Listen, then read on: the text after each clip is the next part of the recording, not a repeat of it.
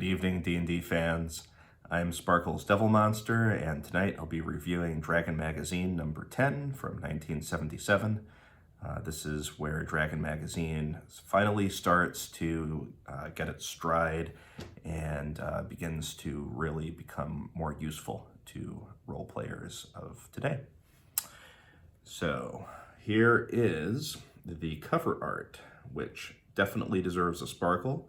We have a sorceress summoning an efreet with perhaps a magic mirror she holds in her right hand to fight a paladin who has long white hair, a little white goatee, and a white mustache. And this is just very evocative art of a typical Dungeons & Dragons battle with a big bad and her minion. Now, what is an efreet, you ask? This is a type of demon from Islamic mythology, which has been immortalized in Dungeons & Dragons alongside the genie. And genie are chaotic good in D&D. And here are the efreeti in red, and they are lawful evil. Efreeti are powerful beings with 200 hit points, 17 armor class, the ability to fly, immunity to fire, and various powerful attacks with their scimitar and the ability to hurl flame at their enemies. So, an excellent enemy to introduce to your 5th edition players. All right, so next, as always, I'm looking for some useful NPCs for my game. And there's a nice section in Dragon number 10 on designing a dungeon. And on page 12, we come across the villain of the sample dungeon, the wizard Nappo. Here is a picture of his dungeon before and after. When Nappo, the wizard, inhabited it, everything was nice and clean. And then later it has decayed and become a derelict ruin full of orcs.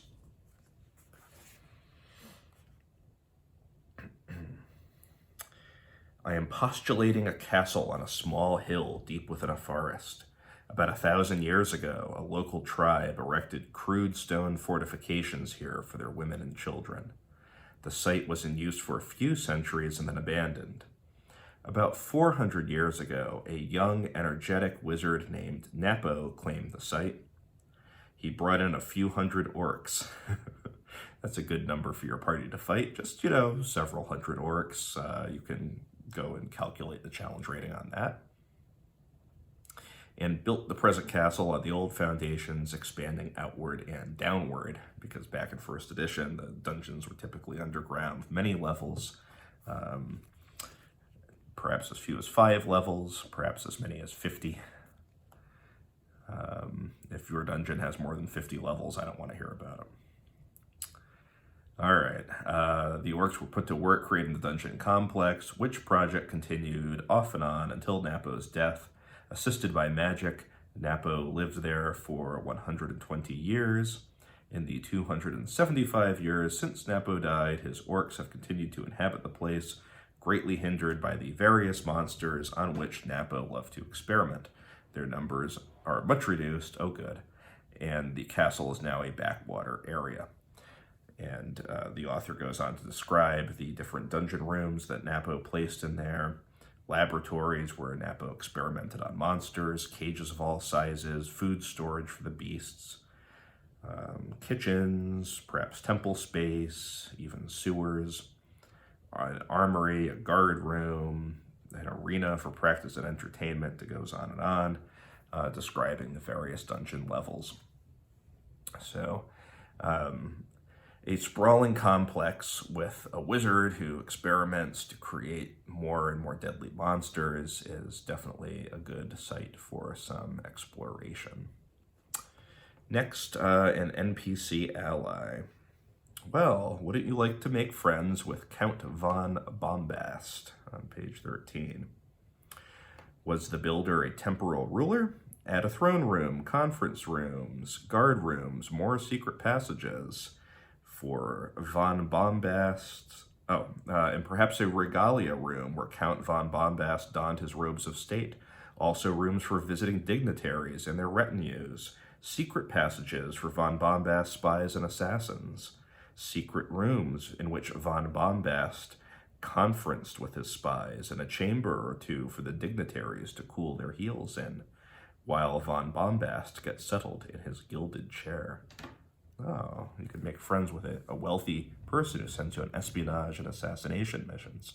Or I suppose he could be a villain. It just depends what alignment he has and what alignments your players have, I suppose. Kitchens are fun. They can possess any number of mysterious sights, sounds, and smells, not to mention hungry beasts. For one thing, ovens must be vented to the surface to avoid baking the cooks.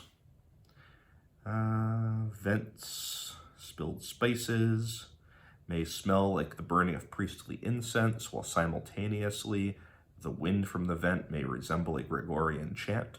Your poor, misguided adventurer may think he is on the verge of disturbing the summoning of Demogorgon, when in fact, someone threw a lit torch down the vent where it landed in a sack of oregano. All right. So there you go, the Wizard Nappo and Count von Bombast. As for some other NPC to add a little flavor, well, we're back to this cartoon or comic strip Wormy with an 8-ball. So Wormy is this slack green dragon, lazy green dragon, who stole some bowling balls from the dwarves, and he has a little friend who is an imp.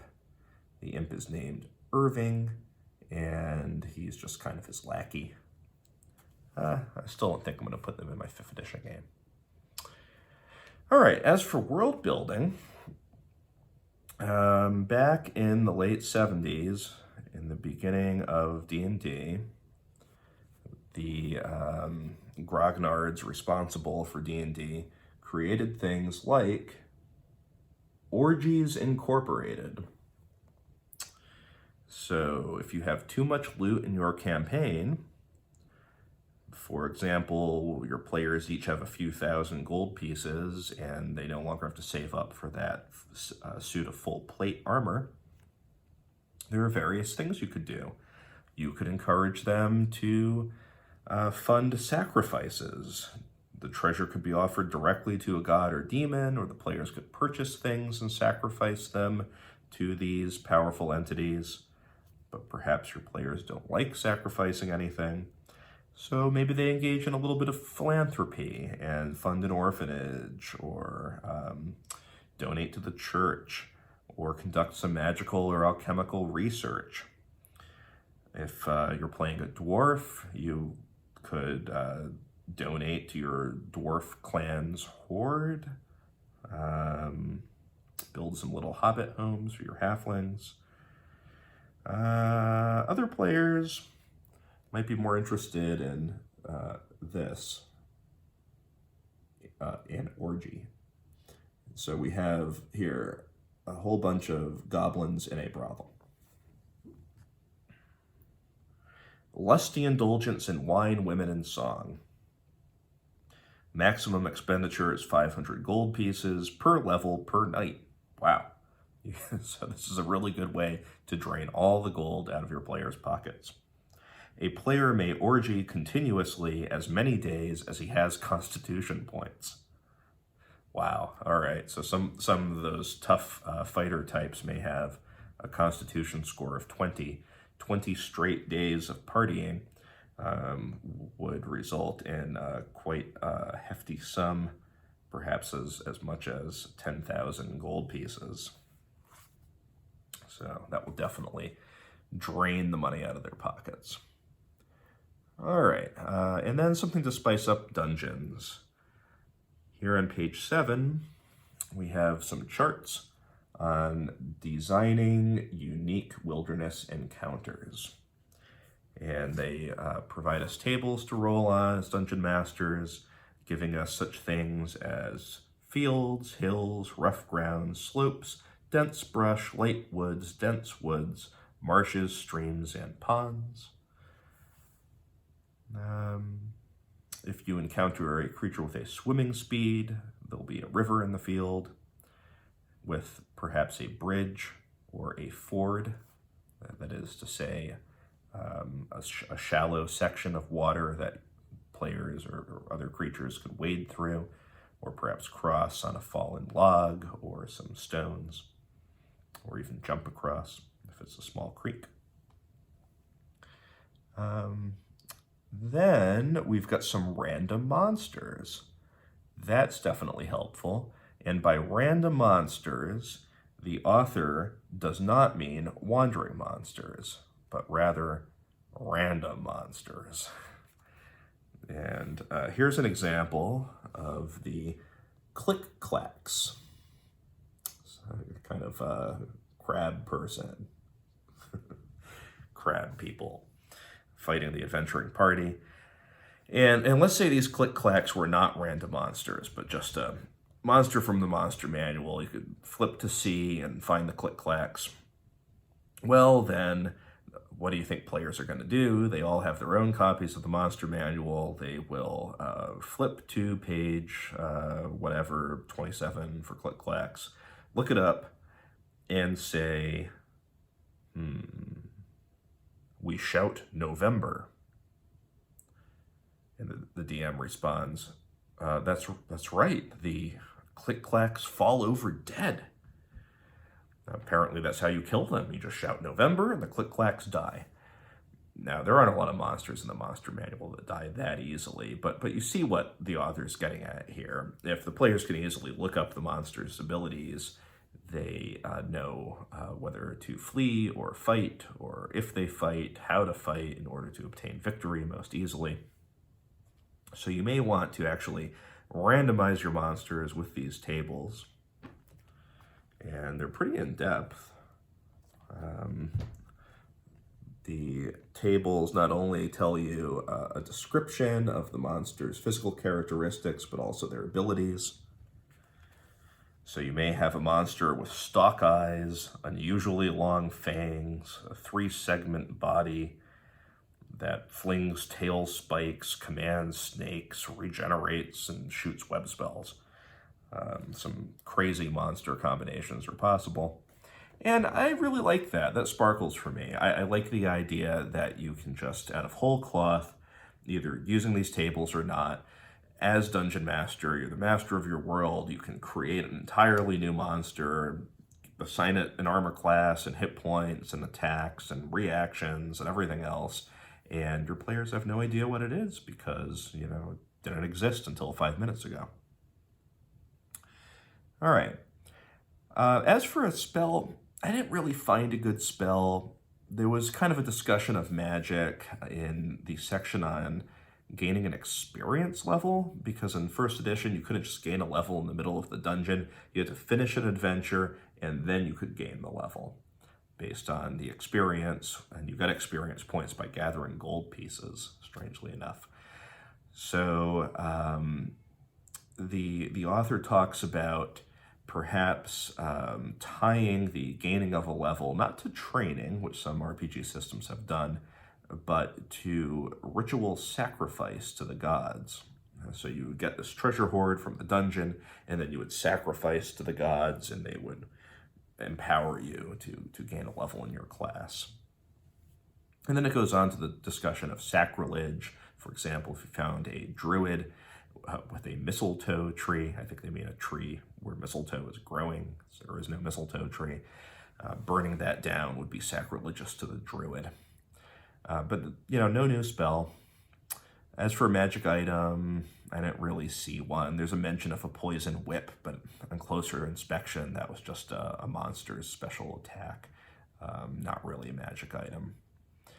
And as for a wild card, there's a section called Weights and Measures that discusses why men are stronger than women, and bigger men have better carrying capacity.